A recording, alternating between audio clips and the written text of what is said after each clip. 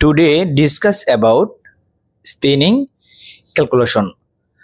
আজকে আলোচনা করতে যাচ্ছি স্পিনিং এর একটি ক্যালকুলেশন নিয়ে। সেটা হচ্ছে, ধরুন একটা রবিনের ওয়েট হচ্ছে একটা রবিনের লেন্থ হচ্ছে আপনার 1500 মিটার, ঠিক আছে। এটার ওয়েট কিভাবে ক্যালকুলেশন করতে হবে, তার জন্য আমাদের কিছু ভ্যালু জানতে হবে। সেটা হচ্ছে যে রবিং লেন্থ জানতে হবে। রবিং লেন্থ আমি কিন্তু অলরেডি দিয়ে দিয়েছি 1500 মিটার। এটা হচ্ছে চেঞ্জেবল, সেটা 2000 মিটার হতে পারে, 3000 মিটার হতে পারে। হ্যাঁ, সাধারণত 2000 2200 উপরে হয় না।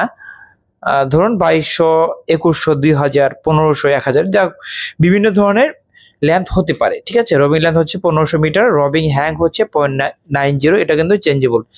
এখানে 0.80 হতে পারে, 0.75 হতে পারে, 1 হতে পারে, ঠিক আছে।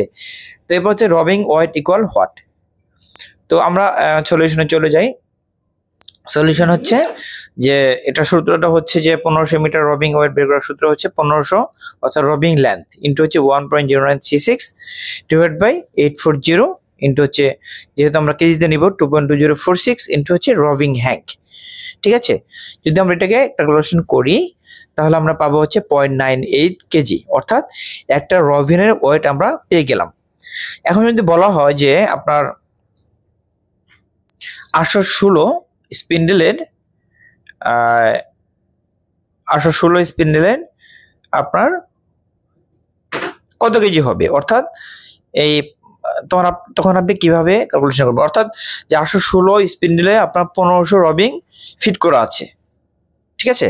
1500 মিটার রবিং 816 স্পিন্ডেলে ফিট করা আছে, তাহলে ওয়েট কত হবে। তাহলে আমরা একটা রবিনের ওয়েট কিন্তু পেয়ে গেছি।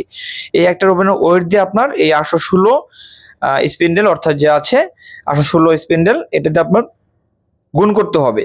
হ্যাঁ, এটা গুণ করলে আমরা টোটাল কেজিটা পেয়ে যাব।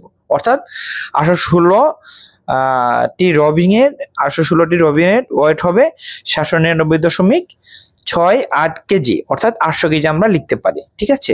তো আশা করি বুঝতে পেরেছেন। আজকে এ পর্যন্তই। পরবর্তীতে নতুন একটি টপিক নিয়ে আসবো ইনশাআল্লাহ। ততক্ষণ ভালো থাকবেন। আল্লাহ হাফেজ।